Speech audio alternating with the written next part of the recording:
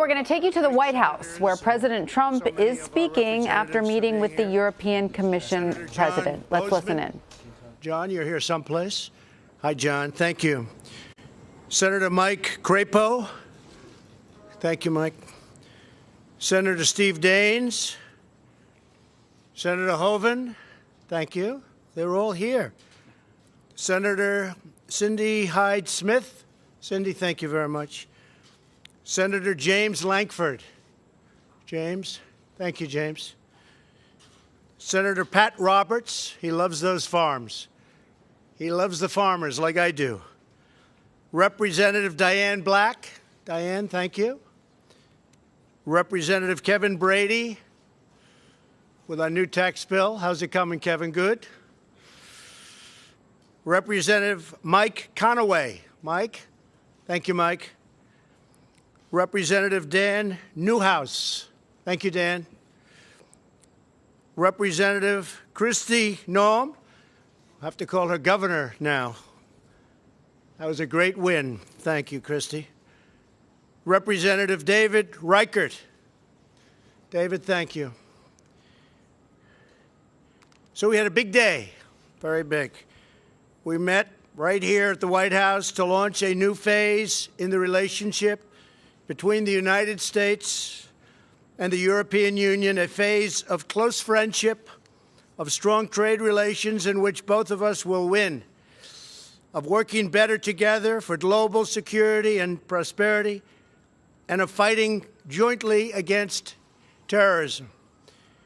The United States and the European Union together count for more than 830 million citizens and more than 50% of the global GDP. In other words, together we're more than 50% of trade.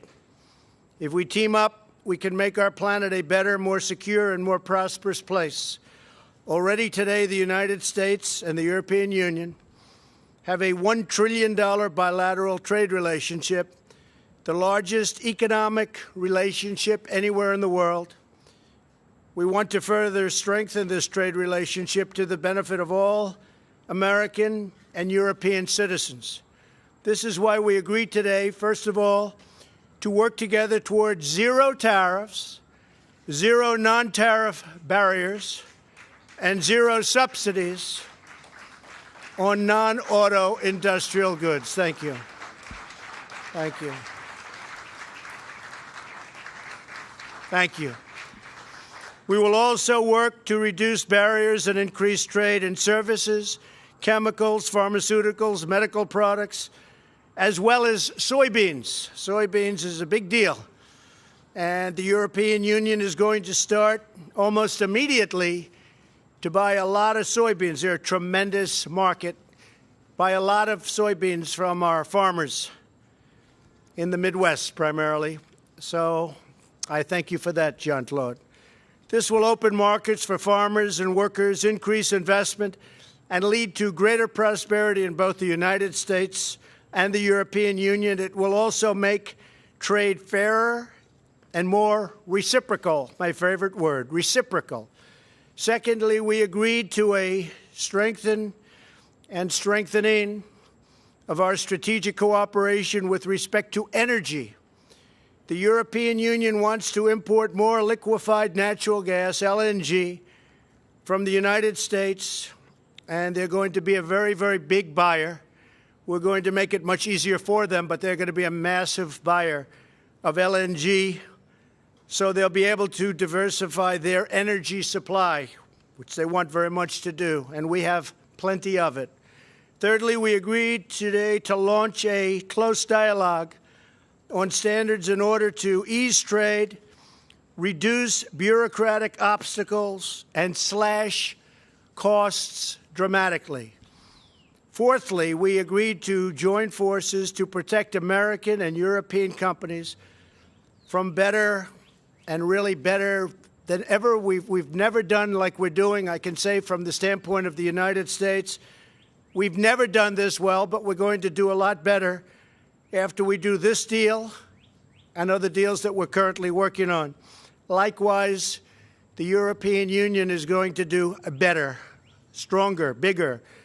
We will therefore work closely together with like-minded partners to reform the WTO and to address unfair trading practices, including intellectual property theft, forced technology transfer, industrial subsidies, distortions created by state-owned enterprises, and overcapacity.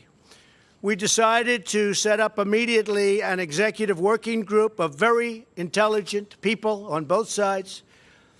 They'll be our closest advisors, and they're going to carry out this joint agenda.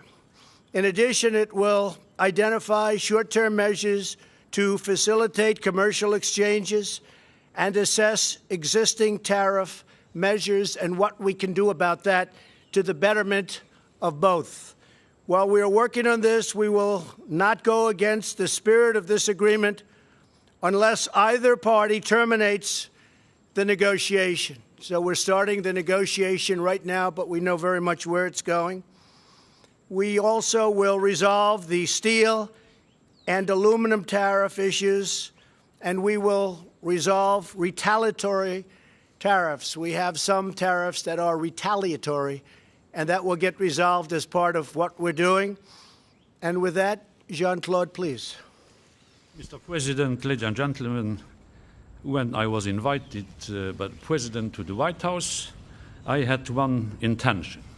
I had the intention to make a deal today, and we made a deal today. We have identified a number of areas on which to work together. Work towards zero tariffs on industrial goods. That was my main intention, to propose to come down to zero tariffs on industrial goods. We've decided to strengthen our cooperation on energy. The EU will build more terminals to import liquefied natural gas from the US. This is also a message for others. We agreed to establish a dialogue on standards. As far as agriculture is concerned, the European Union can import more soybeans from the US, and it will be done. And we also agreed to work together on the reform of the WTO. This, of course, is on the understanding that as long as we are negotiating, unless one party would stop the negotiations, we will hold off further tariffs. And we reassess existing tariffs on steel and aluminium. This was a good, constructive meeting. Thank you, Donald. Well, thank you very much, Jean-Claude. And I just want to conclude by saying this was a very big day for free and fair trade. Very big day indeed. Thank you very much, everybody. Thank you. Thank you. Jean-Claude, be careful.